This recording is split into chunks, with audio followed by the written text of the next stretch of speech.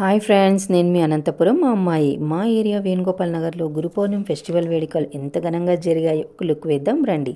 First DJ sound వినగానే మా area పిల్ల జల్ల ముస్లిం అతక అందరూ వచ్చి కూర్చొనేశారు. ఇక బాబా పల్లకి కదిలే ముందు అమ్మాయిలు నృత్యం చేస్తూ బాబా గారిని స్వాగతిస్తూ ముందర డీజే సౌండ్స్తో అమ్మాయిల నృత్యంతో బాబా పల్లకిపై కదులుకు కనుల పండుగ ఉండింది ఫ్రెండ్స్. ఇంకా మా ఏరియాలో ఉన్న బాబా గుడి నుండి బాబా గారిని పల్లకిలో కూర్చోబెట్టి ఊరేగిస్తూ ధూమ్ ధాంగా క్రాకర్స్ కాలుస్తూ మా ఏరియా ఒక్కటే కాదు ఫ్రెండ్స్, అనంతపూర్ మొత్తం ఊరేగించారు. బాబాగారు పల్లకిలో శివ పార్వతుల విగ్రహం ముందుండగా బాబా పల్లకిలో చాలా దర్జాగా సంతోషంగా కలగా నవ్వుతూ కనిపించారు.